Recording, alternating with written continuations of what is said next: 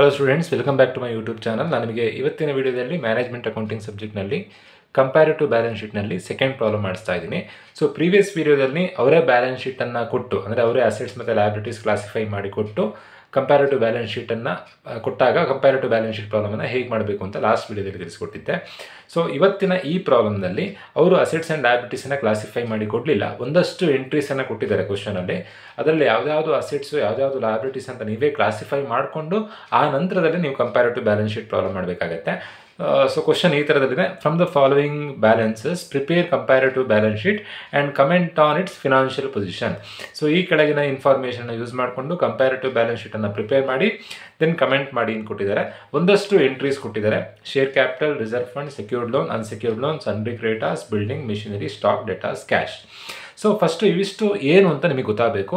ನೋಡಿ, share capital ಅಂತಂದರೆ share ಹೋಲ್ಡರ್ಸಿಂದ collect ಆಗಿರುವಂಥ ಅಮೌಂಟಿಗೆ ಶೇರ್ ಕ್ಯಾಪಿಟಲ್ ಅಂತ ಅಂತೀವಿ. ಸೊ ಶೇರ್ ಹೋಲ್ಡರ್ಸಿಂದ ನಮಗೆ ದುಡ್ಡು ಸಿಕ್ಕಿದೆ, ಬಟ್ ಅವರು ಕೇಳಿದಾಗ ಅವರ ದುಡ್ಡನ್ನು ನಾವು ಅವರಿಗೆ ಶೇರ್ ಹೋಲ್ಡರ್ಸಿಗೆ ವಾಪಸ್ ಕೊಡಬೇಕಾಗತ್ತೆ. ಸೊ ಇದು ವಾಪಸ್ ಕೊಡಲಿಕ್ಕಿರುವಂಥ ದುಡ್ಡು, ಹಾಗಾಗಿ ಶೇರ್ ಕ್ಯಾಪಿಟಲ್ ಯಾವಾಗಲೂ ಲಯಬಿಲಿಟಿ. ಷೇರು ಬಂಡವಾಳ ಅನ್ನೋದು ಲಯಬಿಲಿಟಿ ಆಗುತ್ತೆ, ಹೊಣೆಗಾರಿಕೆ ಆಗುತ್ತೆ. ದೆನ್ ರಿಸರ್ವ್ ಫಂಡ್, ಪ್ರತಿ ವರ್ಷದ ಲಾಭದಲ್ಲಿ ಕಂಪನಿ ಸ್ವಲ್ಪ ಪೋರ್ಷನನ್ನು ಫ್ಯೂಚರಿಗೆ ಬೇಕಾಗತ್ತೆ ಅಂತ ತೆಗೆದಿರಬೇಕು.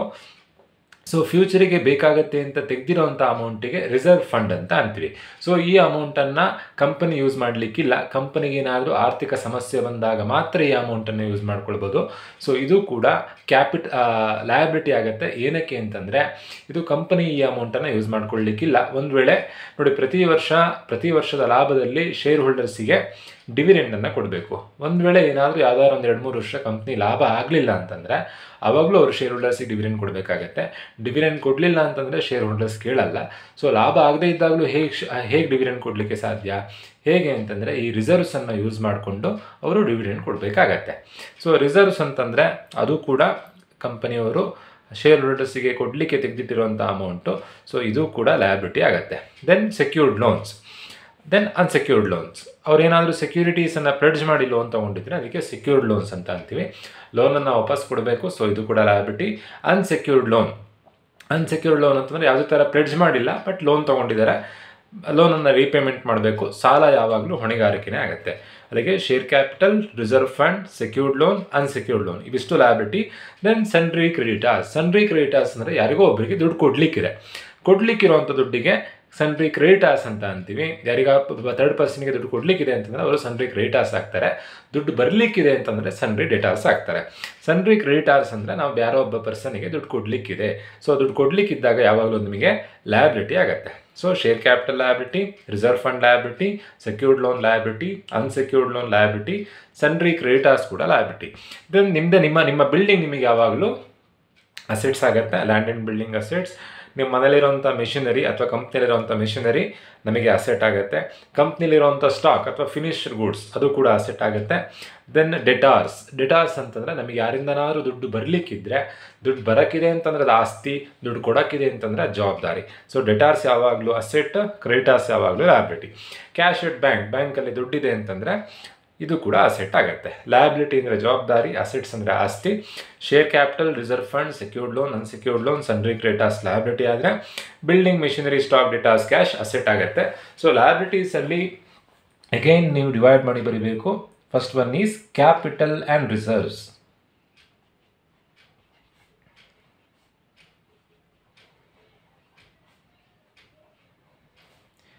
ಸೊ ನಾನಿಲ್ಲಿ ಕಂಪ್ಯಾರಿಟಿವ್ ಬ್ಯಾಲೆನ್ಸ್ ಶೀಟ್ ಅಂತ ಹೆಡಿಂಗ್ ಹಾಕೊಂಡಿದ್ದೀನಿ. ಪರ್ಟಿಕ್ಯುಲರ್ಸ್ 2016 ಇಯರ್ ಕೊಟ್ಟಿದ್ದಾರೆ, 2016 ಬರ್ಕೊಂಡಿದ್ದೀನಿ. 2017 ಕೊಟ್ಟಿದ್ದಾರೆ, 2017 ಬರ್ಕೊಂಡಿದ್ದೀನಿ.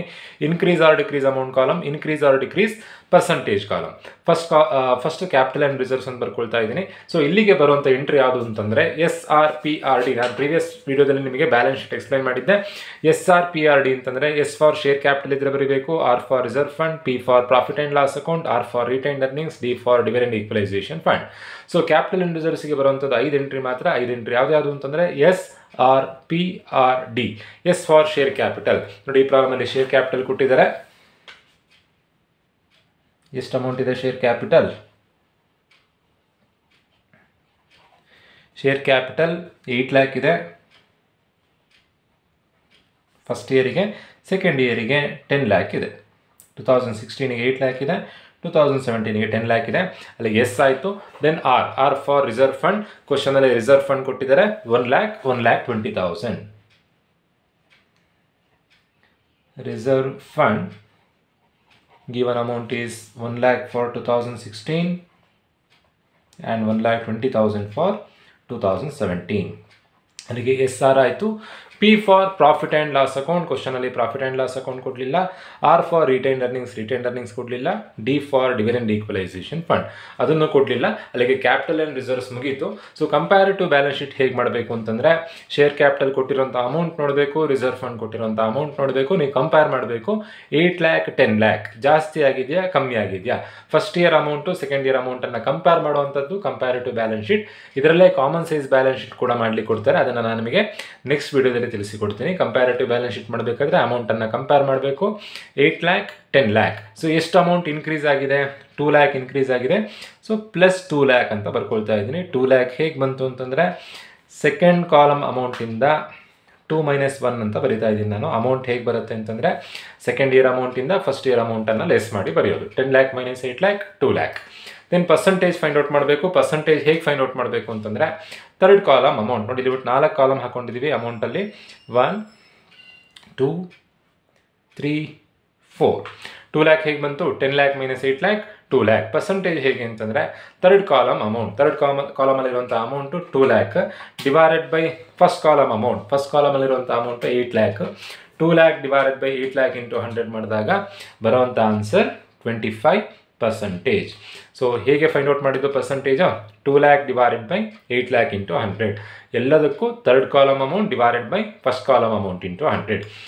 For reserve fund, first year amount is 1 lakh, second year amount is 1,20,000. So plus 20,000. ಹೇಗೆ ಬಂತು 20,000?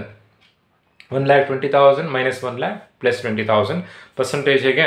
20,000 divided by 1 lakh into 100. So ಏನು ಪರ್ಸೆಂಟೇಜ್ ಬರುತ್ತೆ ಅಂತಂದರೆ 20% ಬರುತ್ತೆ. ಹೇಗೆ ಬಂತು 20%? 20,000 ಡಿವೈಡೆಡ್ ಬೈ 1 ಲ್ಯಾಕ್ ಇಂಟು 100, 20%. ಅಲ್ಲಿಗೆ ಕ್ಯಾಪಿಟಲ್ ಆ್ಯಂಡ್ ರಿಸರ್ವ್ಸ್ ಆಯಿತು. ಸೆಕೆಂಡ್ ಹೆಡ್ ಯಾವುದು ಅಂತಂದರೆ ಲಾಂಗ್ ಟರ್ಮ್ ಲೋನ್ ಅಥವಾ long term liability.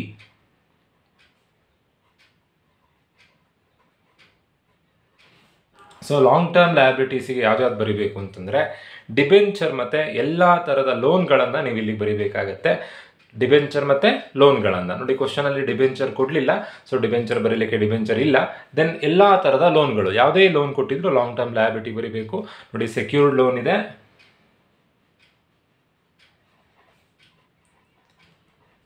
Secured loan amount ಎಷ್ಟು ಕೊಟ್ಟಿದ್ದಾರೆ?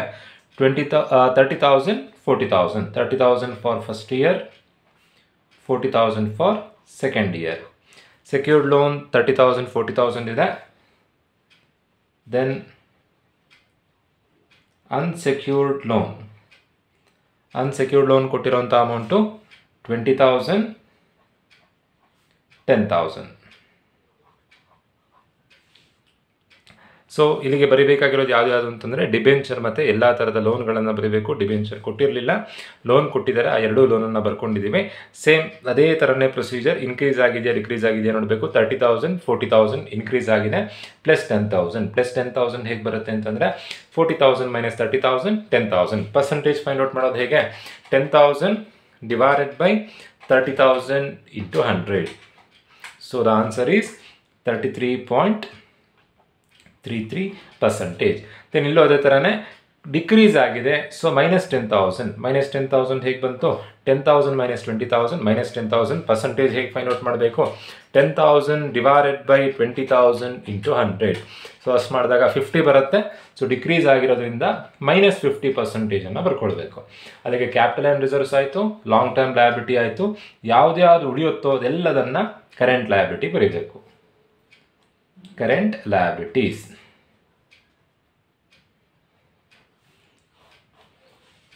ಸೊ ಕರೆಂಟ್ ಲಯಬಿಲಿಟೀಸಿಗೆ ಯಾವ್ದು ಬರುತ್ತೆ? ಯಾವ್ದು ಉಳಿಯುತ್ತೋ ಅದನ್ನು ಕರೆಂಟ್ ಲಯಬಿಲಿಟೀಸಿಗೆ ಬರೀಬೇಕು. ಶೇರ್ ಕ್ಯಾಪಿಟಲ್ ಬರ್ದಾಗಿದೆ, ರಿಸರ್ವ್ ಫಂಡ್ ಬರ್ದಾಗಿದೆ, ಸೆಕ್ಯೂರ್ಡ್ ಲೋನ್ ಬರ್ದಾಗಿದೆ, ಅನ್ಸೆಕ್ಯೂರ್ಡ್ ಲೋನ್ ಬರ್ದಾಗಿದೆ. ಇನ್ನು ಲಯಬಿಲಿಟಿಯಲ್ಲಿ ಉಳಿಯುವಂಥದ್ದು ಸನ್ಡ್ರಿ ಕ್ರೆಡಿಟಾರ್ಸ್ ಮಾತ್ರ. ಸೊ ಒಂದೇ ಎಂಟ್ರಿ ಬರುವಂಥದ್ದು ಸನ್ಡ್ರಿ ಕ್ರೆಡಿಟಾರ್ಸ್ ಅಮೌಂಟ್ ಎಷ್ಟಿದೆ? 80,000 ಫಸ್ಟ್ ಇಯರಿಗಿದೆ. Then 1 lakh second ಇಯರಿಗಿದೆ. ಸೊ ಜಾಸ್ತಿ ಆಗಿರುವಂಥ ಅಮೌಂಟು 20,000. ಹೇಗೆ ಬಂತು 20,000? 1 lakh minus 80,000, 20,000. Percentage find out ಮಾಡೋದು ಹೇಗೆ? 20,000 ಡಿವೈಡೆಡ್ ಬೈ 80,000 ಇಂಟು 100. ಸೊ ಏನು ಆನ್ಸರ್ ಬರುತ್ತೆ ಅಂತಂದರೆ 25% ಬರುತ್ತೆ. ಸೊ ಅಲ್ಲಿಗೆ ಎಲ್ಲ ಲಯಬಿಲಿಟೀಸನ್ನು ಬರ್ತಾಯಿತು. ಟೋಟಲ್ ಮಾಡಬೇಕು. ಟೋಟಲ್ ಮಾಡಿ ಟೋಟಲನ್ನು ಕೂಡ ನೀವು ಕಂಪೇರ್ ಮಾಡಬೇಕಾಗತ್ತೆ. ಟೋಟಲ್ ಎಷ್ಟು ಬರುತ್ತೆ? 8 lakh plus 1 lakh, 9 lakh plus 9,50,000 plus 80. 8 lakh plus 1 lakh plus 30,000 plus 20,000 plus 80,000.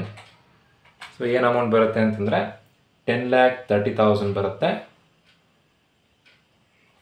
Next 10 lakh plus 1,20,000 plus 40,000 plus 10,000 plus 1 lakh. So ಏನು ಆನ್ಸರ್ ಬರುತ್ತೆ ಅಂತಂದರೆ 12,70,000 ಬರುತ್ತೆ. ಸೊ ಇವಿಷ್ಟನ್ನು ಆ್ಯಡ್ ಮಾಡಿದಾಗ ಏನು ಆನ್ಸರ್ ಬರುತ್ತೋ ಅದನ್ನು ನಾವಿಲ್ಲಿ ಬರ್ಕೊಂಡಿದ್ದೀವಿ. ಇಲ್ಲೂ ಅದೇ ಥರನೇ ಕಂಪೇರ್ ಮಾಡಬೇಕು. 10,30,000 2016 ಇತ್ತು, 12,70,000 2017 ಆಗಿದೆ. ಇನ್ಕ್ರೀಸ್ ಆಗಿದೆಯಾ ಡಿಕ್ರೀಸ್ ಆಗಿದೆಯಾ? 12,70,000 ಮೈನಸ್ 10,30,000. ಸೊ ಏನು ಅಮೌಂಟ್ ಬರುತ್ತೆ ಅಂತಂದರೆ 2,40,000 ಬರುತ್ತೆ. ಪರ್ಸೆಂಟೇಜ್ ಹೇಗೆ ಫೈಂಡ್ ಔಟ್ ಮಾಡಬೇಕು? 2,40,000 ಡಿವೈಡೆಡ್ ಬೈ 10,30,000 ಇಂಟು 100. ಸೊ ಬರುವಂಥ ಆನ್ಸರ್ 23%. ನೀವು ಇನ್ಕ್ರೀಸ್ ಆರ್ ಡಿಕ್ರೀಸ್ ಅಮೌಂಟನ್ನು ಟೋಟಲ್ ಮಾಡಿ ಬರೆಯೋದಲ್ಲ, ಆ್ಯಸ್ ಯೂಶುವಲ್ ಹೇಗೆ ಕಂಪೇರ್ ಮಾಡ್ತೀರೋ ಅದೇ ಥರನೇ ಕಂಪೇರ್ ಮಾಡಿ ಬರೀಬೇಕಾಗತ್ತೆ. ಸೊ ಅಲ್ಲಿಗೆ ಲ್ಯಾಬಿಲಿಟೀಸ್ ಅಷ್ಟು ಮುಗೀತು. ಇದೇ ಥರನೇ ನೀವು ಅಸೆಟ್ಸನ್ನು ಬರ್ಕೊಂಡು ಕಂಪ್ಯಾರಿಟಿವ್ ಬ್ಯಾಲೆನ್ಸ್ ಶೀಟ್ ಮಾಡಬೇಕಾಗತ್ತೆ. ಸೊ ಅಸೆಟ್ಸಲ್ಲಿ ಯಾವಾಗಲೂ ಫಸ್ಟ್ ಬರುವಂಥದ್ದು fixed asset.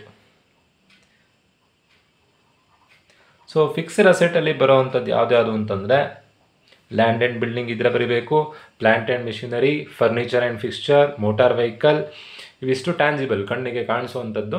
Then intangible fixed asset, goodwill, patent, copyright, trade marks ಇವೆಲ್ಲ ಇಂಟ್ಯಾಂಜಿಬಲ್. ಸೊ ಫಿಕ್ಸ್ಡ್ ಅಸೆಟ್ಟಿಗೆ ಬರುವಂಥದ್ದು ಈ ಪ್ರಾಬ್ಲಮಲ್ಲಿರೋದು ಯಾವುದು ಅಂತಂದರೆ ಬಿಲ್ಡಿಂಗ್ ಇದೆ, ದೆನ್ ಮೆಷಿನರಿ ಇದೆ, ದೆನ್ ಬೇರೆ ಯಾವುದೂ ಬರೋದಿಲ್ಲ. Land and building, plant and machinery, furniture ಇದ್ರೆ ಬರೀಬೇಕು, ಮೋಟಾರ್ ವೆಹಿಕಲ್ ಇದ್ರೆ ಬರೀಬೇಕು, goodwill, patent, copyright, trade marks ಇವೆಲ್ಲ ಫಿಕ್ಸ್ಡ್ ಅಸೆಟ್.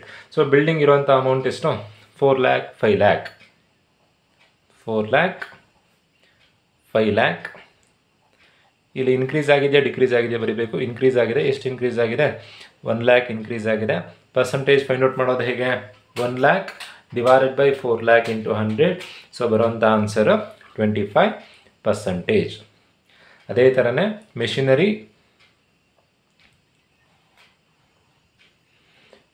ಎಷ್ಟು ಅಮೌಂಟ್ ಇದೆ? 3 lakh ಇದೆ, 4 lakh ಇದೆ. ಇನ್ಕ್ರೀಸ್ ಆಗಿರುವಂಥ amount 1 lakh. Percentage find out ಮಾಡೋದು ಹೇಗೆ? 1 lakh divided by 3 lakh into 100, 33.33%. ಅಲ್ಲಿಗೆ ಫಿಕ್ಸ್ಡ್ ಅಸೆಟ್ ಆಯಿತು. ಸೆಕೆಂಡ್ ಒನ್ ಹೆಡ್ಡಿಂಗ್ ಯಾವಾಗಲೂ ಇನ್ವೆಸ್ಟ್ಮೆಂಟ್ ಕ್ವಶನಲ್ಲಿ ಕೊಡಲಿಲ್ಲ. ಸೊ ಇನ್ವೆಸ್ಟ್ಮೆಂಟ್ ಇಲ್ಲದೆ ಇರೋದ್ರಿಂದ ಇನ್ವೆಸ್ಟ್ಮೆಂಟ್ ನಿಲ್ ಬರೀತಾ ಇದ್ದೀನಿ. Last one heading current assets. ಯಾವ್ದು ಉಳಿಯುತ್ತೋ ಅವೆಲ್ಲದನ್ನು ಕರೆಂಟ್ ಅಸೆಟ್ಸಿಗೆ ಬರೀಬೇಕು. ಯಾವ್ದು ಉಳಿಯುತ್ತೆ? ಸ್ಟಾಕ್ ಉಳಿಯುತ್ತೆ, then debtors, then cash. Stock ಎಷ್ಟು ಅಮೌಂಟ್ ಇದೆ? 2 lakh for first year, 1,80,000 for second year. So amount decrease ಆಗಿದೆ, ಮೈನಸ್ 20,000. ಪರ್ಸೆಂಟೇಜ್ ಹೇಗೆ? 20,000 divided by 2 lakh into 100, that is 10%. Decrease ಆಗಿರೋದ್ರಿಂದ minus 10%. Then debtors 1 lakh for first year, 1,50,000 for second year. Increase ಆಗಿರುವಂಥ amount 50,000. Percentage find out ಮಾಡೋದು ಹೇಗೆ? 50,000 divide by 1 lakh into 100. ಏನು answer ಬರುತ್ತೆ? 50% ಬರುತ್ತೆ.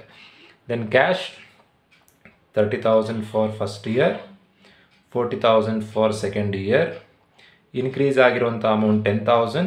Percentage find out ಮಾಡೋದು ಹೇಗೆ? 10,000 ಡಿವೈಡ್ ಬೈ 30,000 ಇಂಟು 100, 33.33%. ಸೇಮ್ ಅದೇ ಥರನೇ ಟೋಟಲ್ ಮಾಡಬೇಕು. ಟೋಟಲ್ ಲಯಬಿಲಿಟೀಸಿಗೂ ಟೋಟಲ್ ಅಂತ ಬರ್ಕೊಂಡಿದ್ದೀನಿ. ಟೋಟಲ್ ಹೇಗೆ ಬಂತು ಅಂತಂದರೆ ಎಲ್ಲದನ್ನು ಆ್ಯಡ್ ಮಾಡಿ ಬರೆದಿರುವಂಥದ್ದು A plus B plus C. ಅಸೆಟ್ಸಲ್ಲೂ ಅದೇ ಥರನೇ ಇವಿಷ್ಟನ್ನು ಆ್ಯಡ್ ಮಾಡಬೇಕು. Total A plus B plus C. So ಇವಿಷ್ಟನ್ನು ಟೋಟಲ್ ಮಾಡಿದಾಗ ಏನು ಆನ್ಸರ್ ಬರುತ್ತೆ? 4 3 7 7 2 9 1 10,30,30,000. ನೀವು ಕ್ರಾಸ್ ಚೆಕ್ ಮಾಡ್ಬೋದು. ಇಲ್ಲಿರೋಂಥ ಲಯಬಿಲಿಟೀಸಲ್ಲಿರೋಂಥ 2016 ಅಮೌಂಟು, ಅಸೆಟ್ಸಲ್ಲಿರೋಂಥ 2016 ಅಮೌಂಟು ಸೇಮ್ ಬರಬೇಕು. 10 30 10 30 ಸೇಮ್ ಬಂದಿದೆ. ಬ್ಯಾಲೆನ್ಸ್ ಶೀಟ್ ಅಂದರೆ ಬ್ಯಾಲೆನ್ಸ್ ಬರಬೇಕು, ಸೇಮ್ ಇದೆ. ದೆನ್ ಇಲ್ಲೂ ಅಷ್ಟೇ 2017 ಟೋಟಲ್ಲು, ಲಯಬಿಲಿಟಿ ಟೋಟಲು, ಅಸೆಟ್ಸಿನ ಟೋಟಲ್ ಸೇಮ್ ಬರಬೇಕು. 5 4 9 9 1 10 11 11 80 ಪ್ಲಸ್ 50 12 30 ಪ್ಲಸ್ 40 12,70,000 ಬರುತ್ತೆ. ದೆನ್ ಇಲ್ಲೂ ಅದೇ ಥರನೇ ಕಂಪೇರ್ ಮಾಡಿನೇ ಬರೀಬೇಕು. ಎಷ್ಟು ಜಾಸ್ತಿ ಇದೆ? 2,40,000 ಜಾಸ್ತಿ ಇದೆ. ಪರ್ಸಂಟೇಜ್ ಫೈಂಡ್ ಔಟ್ ಮಾಡೋದು ಹೇಗೆ? 2,40,000 ಡಿವೈಡೆಡ್ ಬೈ 10,30,000 ಇಂಟು 100. ಸೊ 23% ಬರುತ್ತೆ. ಸೊ ಈ ಥರದಲ್ಲಿ ನೀವು ಕಂಪ್ಯಾರಿಟಿವ್ ಬ್ಯಾಲೆನ್ಸ್ ಶೀಟನ್ನು ಮಾಡಬೇಕಾಗತ್ತೆ.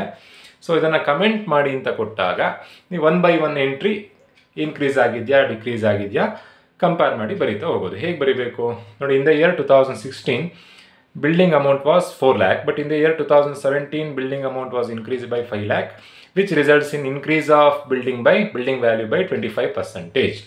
ಇದೇ ಥರನೇ ಎಲ್ಲದನ್ನು ಬರೀಬೇಕು. ಇನ್ಕ್ರೀಸ್ ಆಗಿದೆ ಅಂತ ಬರೆಯೋದು, ಡಿಕ್ರೀಸ್ ಆಗಿದೆ ಅಂತ ಬರೆಯೋದು. ಲಾಸ್ಟಿಗೆ ಓವರಾಲ್ ಪ್ರೋಗ್ರೆಸ್ ನೀವು ಸ್ಯಾಟಿಸ್ಫ್ಯಾಕ್ಟ್ರಿನ ನಾಟ್ ಸ್ಯಾಟಿಸ್ಫ್ಯಾಕ್ಟ್ರಿನ ಬರೀಬೇಕು. ಅಸೆಟ್ ವ್ಯಾಲ್ಯೂ ಇನ್ಕ್ರೀಸ್ ಆಗ್ತಿದೆ ಅಂತಂದರೆ ಪ್ರೀವಿಯಸ್ ಇಯರ್ಗೆ ಕಂಪೇರ್ ಮಾಡಿದಾಗ ಕರೆಂಟ್ ಇಯರ್ನ ಅಮೌಂಟ್ ಜಾಸ್ತಿ ಆಗಿದ್ದರೆ overall progress of the company is satisfactory ಅಂತ ಬರೀಬೇಕು.